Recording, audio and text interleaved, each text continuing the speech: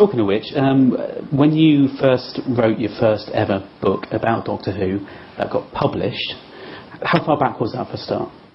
The first thing I wrote that got published was an article in Doctor Who magazine, and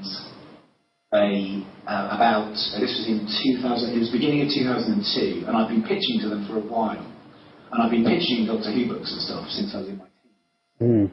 Back in the days when you could, not having any writing experience, you could pitch to Doctor Who books.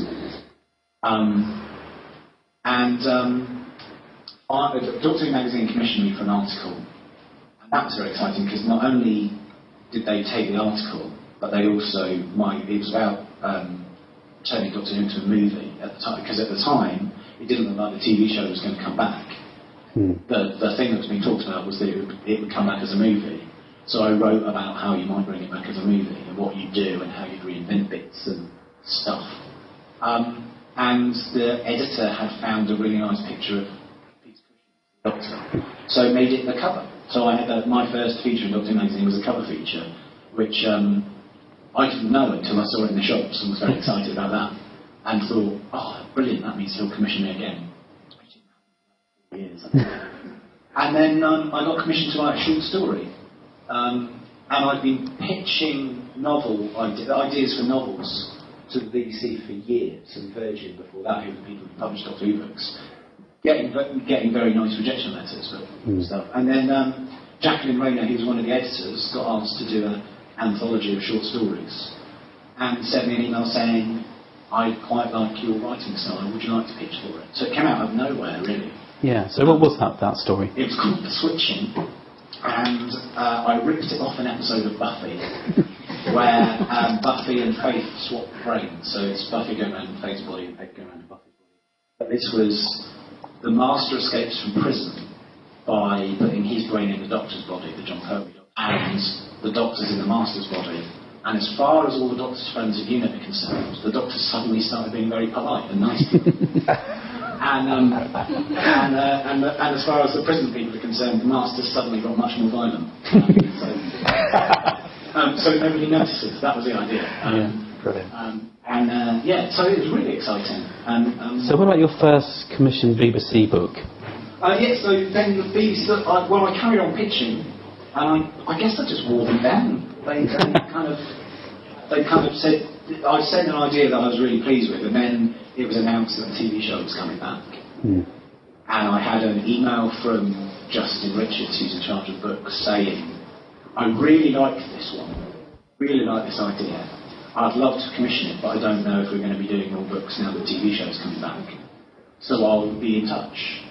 So I waited a year, and then he emailed me and said, I'm hoping we're going to be able to do this. And then another 6 months later, he said, I commissioned it. So I was the last book when they did Old Doctors, I think. Me and Andrew Carmel, our books came out together. I just scraped in. And what was it? What was that book? It was called The Time Travellers. It's the first Doctor and the first TARDIS crew arrive in London in 2006 in Canary Wharf and see the monorail and see the skyscrapers and go, wow, we're in the future. And then they realise it's not the 2006 that we know. Good twist. Yeah, twist. Indeed. How long does it take? I mean, what is the process on working on a BBC book? Is there a time scale? Are you given deadlines? Yes. You reach them, as I think it was. Well, writing kind of comes in two stages. It's the barricade and panic. It's like doing homework, students doing essays. It's leave it as long as you possibly can, and then go, oh God, I've completely forgotten, and stay up late into the night getting it done. I've tried to be that. I'm a dad now, and so can't work until 3 in the morning. But I was still writing a script at 10 o'clock last night, going, and a lot of it is just how do I make it exciting? How do I make it fun? I kind of sit there thinking, why on earth would anybody read this? I've got to put in something stupid. I've got to put in something exciting or daft. So you're writing it and thinking, this is what I'd like to see on screen, or I'd like to read myself. Or, yeah. Yeah, I don't know how else you do it. It's just what do you... So you're not pleasing anybody, you're just pleasing yourself, and then you send it off. Yeah, we can go deep. That's a complicated question. Yes, it is for other people, but I know when they're wrong.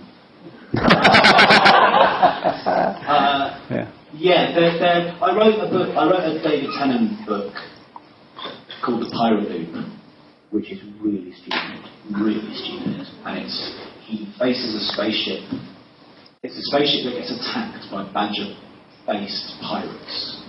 And he defeats them. Martha defeats them, actually, by introducing them into canapes. And once the badgers have eaten cheese and pineapple on sticks, they go, this is amazing. You know, who knew you could eat food like this? And the doctor says, well, if you stop being pirates, you do like this all the time. Wow. The badgers go, okay. How many pages was this book? It's 50,000 words, so I wrote 226 pages, I think, like that. And I wrote that after I'd written a quite long history book that needed an awful lot of research. And this was just, I'd written an outline for this book, but as I was writing it, it was fun. And I was just putting in stuff that entertained me. And my mum was going through a bad patch at the time. And I kind of wrote it with her in mind. I thought, what would make her laugh? What would entertain her? So there's loads of jokes in it that are specifically about things that were happening in our life and stuff, which nobody else would, they're just stupid jokes. But I would say why badgers, but why badgers? Because when I wrote it, they just announced, I wrote it while that series of Doctor Who was on, so the Martha series of Doctor Who was on, and it was going to come out that Christmas, and I was given that it was going to be set between Blink and Nature. And so I was watching the episodes, and the first thing that I knew about the episodes was it had rhino people in it. And so I was going, oh right, so creatures that have got animal heads, that's the thing they're doing. They've done cat people, they're doing rhino people, they've done pig people. What else is there? And I remembered a children's show that I had watched as a kid called Badger Girl. Which was like an educational show, and the point of it was that it was a girl who was teased at school and was called Badger Girl because she was very interested in local nature, and she was trying to protect the badgers from like buildings and stuff. And the point of the story was that she wasn't protecting the badgers because they were cute and cuddly. She was trying to protect them because she knew they were very fierce, and if humans went into their habitat, they'd attack them. And I thought, oh right, something that looks cute and cuddly but is fierce and stuff. There's something I can use as a monster. I'm surprised they haven't done that in the new series anyway, because I'm amazed. Badgers are quite nasty. Yeah. They should be employing me much more. Much more, but somebody else has employed you quite a lot, and that's Big Finish. Yes. And you're writing scripts willy-nilly for doctors. Yes. What is the difference between writing a book and a script? Books are longer, and the thing about like Big Finish does CDs, so it's all audio, it's like radio plays but on CD. And when you're doing a radio play, everything is, although you put sound effects in it and you write in the script sound effects, everything that goes into that world, everything that the characters are, what they look like, what they see, the place they're in, what's happening in the plot, all of that comes from what they say. So technically, it's much harder. So how do you avoid that, being too contrived? Well, there's the classic thing of, oh, look at that blue, that blue creature over there. So you cheat as much as you can. Johnny Morris, who's an amazing writer for Big Finish, one of my favourite things he's ever done, which I wish I'd thought of first, is he had aliens called the Slithergees. Are you in flip-flop? No, that's the one I'm not in. Sorry. There was a character in it. There was a character called Nick Pegg in it at one point, because I read the draft of the script. Because you and Mark Wright were in all the Big Finishes at the time, so you had a character called Nick Pegg and a character called Mark Wright. And his idea was that you'd play Mark Wright and Mark would play Nick Pegg. That was one of Johnny's hilarious jokes. But he created these creatures called the Slithergies, which are giant slugs, and they're blind. And they have guides, they have human slaves who guide them around, who have to tell them what's going on. So the Slithergy goes, put your hands up. Has he put his hand up? Yes, he has. And so all the way through, you just have these human slaves telling you exactly what's going on, which is, it's cheating, but it's really good cheating. That's lazy, but genius at the same time. Yes, that fine line between genius and stupid. So I'm surprised you don't get a return of the Slithergies and Curse of the Slithergies. He's done a few. We did one where I did one of my first big finishes was set in a city that was under siege. And Gary Russell, at the time the producer and the director, who then went on to script edit the TV show Doctor Who, said, I'll commission you if you can make this work for 4 actors. Okay, the outline's got quite a few characters in it, and I thought, what about, it's on an alien planet, what about if no one speaks English? They all speak sort of alien language. But one of my 4 characters has built a translator machine that takes everything into English, but in his voice. So Stephen Fuel played the population of an entire city. And actually the first time me and my brother worked together, as Gary Russell said, so how are we going to do the alien voices? And I suggested how he was going to do it. And he said, well, I'm not going to pay an actor to do that. You can do it. So I called in my brother, and we had a lovely afternoon in the studio just going, and varying it. So sometimes it's Any more? The weirdest thing is my wife heard that play, and she can tell which of us is which. Because Tom can act.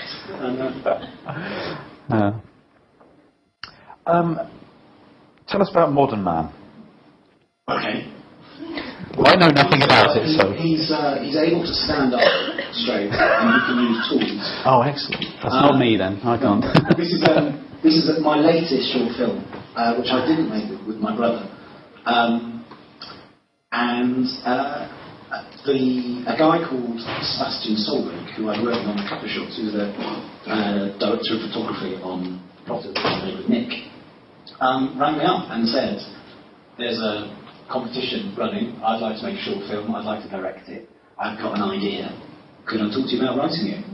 So he told me the idea, and I went, sounds great, let's do it. So I kind of wrote up his idea and gave it to him, and he said, oh, I don't like that, can I change this, and can I change that? And he went and made it. So, I didn't really do a lot on it. You had 3 stipulations, though, in order for it to get made. So the things I suggested to him were, I had met Neil Brand, who's just done the Sound of Cinema series on BBC 4. I met him at a party, a children's party, weirdly, at the beginning of the year. And my son had just got into slapstick humour and finds people falling over on television very funny. And I was talking to Neil Brand, who's really into a sort of silent comedy, about what, I was basically saying, Mr. Tumble, who, if you don't know, you haven't lived. He's a clown on CBeebies, and he's on everything. He's on CBeebies runs for 12 hours, and he's on 3 hours every day in different programmes. But I was saying, he seems to owe a lot to Laurel and Hardy. To which Neil was going, oh, no, Laurel and Hardy beat each other up all the time, so they're not really suitable for kids, because the kids will copy. So Mr. Tumble owes much more to Charlie Chaplin. And we talked about what Charlie Chaplin films some might like, and how silent comedy works and stuff. And I was kind of thinking, I'd really like to write a silent comedy and see what you could do with a film with no dialogue. So when Seb suggested this film, I just thought, can we do it without dialogue and see how that works? So you're writing a film, and you say to the guy, I'll do your film, but with no dialogue. Yeah. So how do you write scenes like he falls over into the pie or whatever? That's what you write. You just write what That's brilliant. And then they, even better though, was that I suggested a CGI opening, because we had a bit of CGI opening in the Plotters that was the bit that everybody talks about. They were like, how did you pay for that? And we went, we didn't, we just got mates to it. So I was like, that's a really, if you can get a good little bit of CGI, it'll really impress people. So I suggested that. I suggested it being silent, and I suggested something else, but I can't remember what. I called it. It wasn't going to be called Modern Man. I called it. The draft that I sent in was called 100,000 BC, which is obviously the name of the first Doctor Who story, if you're wrong. And I've written loads of stupid Doctor Who jokes in it. They got the stunt coordinator, Danny Biernet, who worked on quite a lot of Doctor Who. She dealt with Clara quite a lot. But he worked with Danny? Yeah, they got her to come in and basically take the main scene of the film. And she worked out the stunt scene and how it all worked and the beats of it.